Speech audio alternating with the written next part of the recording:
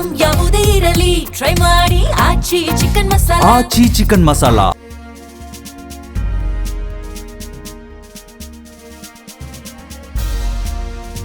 ಬಯಲು ಸೀಮೆಯ ನಾಡು, ಕೋಟೆ ನಾಡು, ಓಬವ್ವನ ನಾಡು, ಮದಕರಿ ನಾಯಕನ ಬೀಡು ಅಂತ ಕರೆಸಿಕೊಳ್ಳುವ ಚಿತ್ರದುರ್ಗಕ್ಕೆ ಕರ್ನಾಟಕ ಇತಿಹಾಸದಲ್ಲಿ ಮಹತ್ವದ ಸ್ಥಾನವಿದೆ.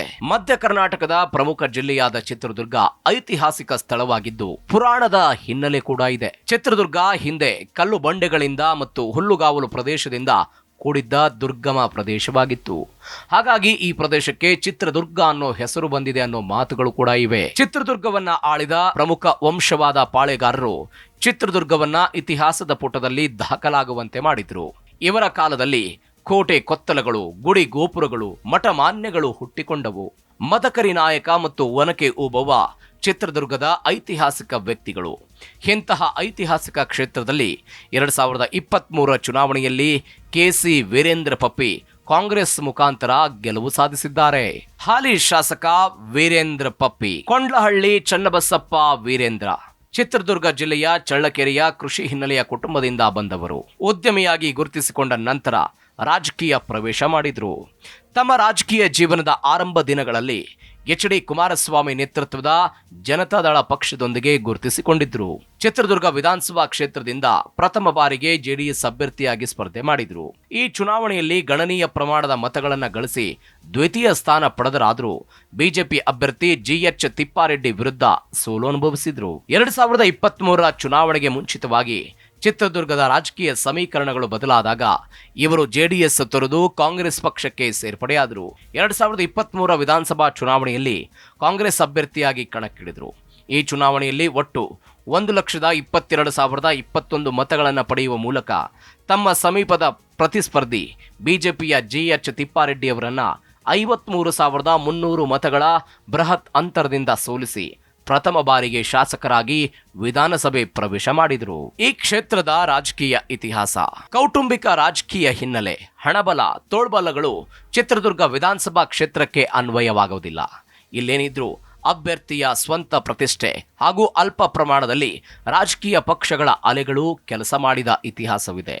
ಚಿತ್ರದುರ್ಗ ಕ್ಷೇತ್ರದಲ್ಲಿ 1952ರ ಮೊದಲ ಚುನಾವಣೆಯಲ್ಲಿ ಶಾಸಕರಾದವರು ಪ್ರಜಾ ಸೋಷಿಯಲಿಸ್ಟ್ ಪಕ್ಷದ ಮುಲ್ಕಾ ಗೋವಿಂದ ರೆಡ್ಡಿ. 1957ರಲ್ಲಿ ಕಾಂಗ್ರೆಸ್ನ ಶಿವಪ್ಪ ಶಾಸಕರಾದರು. 1972ರಲ್ಲಿ ಕಾಂಗ್ರೆಸ್ನ ಸಿಆರ್ ಮೊಹಮ್ಮದ್ ಸೈಫುದ್ದೀನ್ ಗೆಲುವನ್ನ ಸಾಧಿಸಿದರು. 1978ರಲ್ಲಿ ಹಿರಿಯ ಮುತ್ಸದ್ದಿ ವಿ ಮೊಸೆಯಪ್ಪ ಅವರನ್ನ ಜನ ಆಯ್ಕೆ ಮಾಡಿದ್ರು. 1983ರಲ್ಲಿ ದೇಶದಲ್ಲಿ ಜನತಾ ಪರಿವಾರದ ಅಲೆಯಲ್ಲಿ ರಾಜ್ಯದ ಹಿರಿಯ ರಾಜಕಾರಣಿ BL ಗೌಡ ಇಲ್ಲಿಂದ ಆಯ್ಕೆಯಾಗಿದ್ದರು.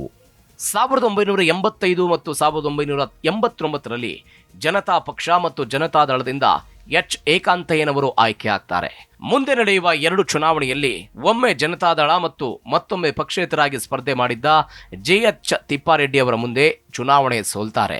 1994ರ ಚುನಾವಣೆಯ ವೇಳೆಗೆ ಕ್ಷೇತ್ರದಲ್ಲಿ ತಮ್ಮದೇ ಆದ ಪ್ರಭಾವ ಹೊಂದಿದ್ದ ಜಿಎಚ್ ತಿಪ್ಪಾರೆಡ್ಡಿ ಸ್ವತಂತ್ರವಾಗಿ ಸ್ಪರ್ಧೆ ಮಾಡ್ತಾರೆ. ಸ್ಪರ್ಧೆ ಮಾಡಿದ್ದಲ್ಲದೆ ಚುನಾವಣೆಯಲ್ಲಿ ಗೆಲುವು ಸಾಧಿಸ್ತಾರೆ. ಅವರು ಸತತ 3 ಚುನಾವಣೆಗಳಲ್ಲೂ 1994, 1999, 2004ರಲ್ಲಿ ಗೆಲ್ತಾರೆ. 1994, 1999ರಲ್ಲಿ ಪಕ್ಷೇತರಾಗಿದ್ದ ತಿಪ್ಪಾರೆಡ್ಡಿ 2004ರಲ್ಲಿ ಕಾಂಗ್ರೆಸ್ ಅಭ್ಯರ್ಥಿಯಾಗಿ ಗೆಲುವು ಸಾಧಿಸಿದ್ರು. ಇವರ ನಾಗಾಲೋಟಕ್ಕೆ ಮುರುಘಾ ಮಠದ ಆಡಳಿತ ಅಧಿಕಾರಿಯಾಗಿದ್ದ ಎಸ್.ಕೆ. ಬಸವರಾಜನ್ ಬ್ರೇಕ್ ಹಾಕಿ 2008ರ ಚುನಾವಣೆಯಲ್ಲಿ ಭಾರೀ ಅಂತರದಿಂದ ಗೆಲುವು ಸಾಧಿಸ್ತಾರೆ.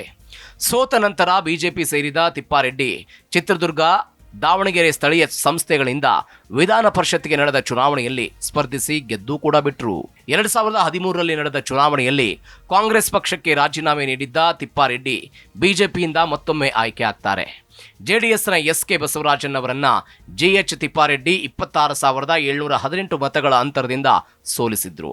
2018ರ ಚುನಾವಣೆಯಲ್ಲಿ ಕಾಂಗ್ರೆಸ್ ಮತ್ತು ಜೆಡಿಎಸ್ನಿಂದ ಪ್ರಬಲ ಸ್ಪರ್ಧೆ ಎದುರಾಗಿತ್ತಾದರೂ ಜಿಎಚ್ ತಿಪ್ಪಾರೆಡ್ಡಿ ಗೆಲುವನ್ನ ತಪ್ಪಿಸುವುದಕ್ಕೆ ಸಾಧ್ಯವಾಗಲಿಲ್ಲ.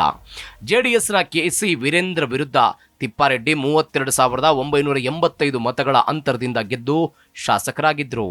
ಈ ಕ್ಷೇತ್ರದ ಜಾತಿ ಲೆಕ್ಕಾಚಾರ: ಚಿತ್ರದುರ್ಗದಲ್ಲಿ 2,55,039 ಮತದಾರರಿದ್ದು ಇದರಲ್ಲಿ ಲಿಂಗಾಯತ, ರೆಡ್ಡಿ ಲಿಂಗಾಯತ, ನಾಯಕ, ಮುಸ್ಲಿಂ, ದಲಿತ, ಕುರುಬ, ಗೊಲ್ಲ ಹಾಗೂ ಹಿಂದುಳಿದ ಸಮುದಾಯದ ಮತಗಳು ನಿರ್ಣಾಯಕವಾಗಿವೆ.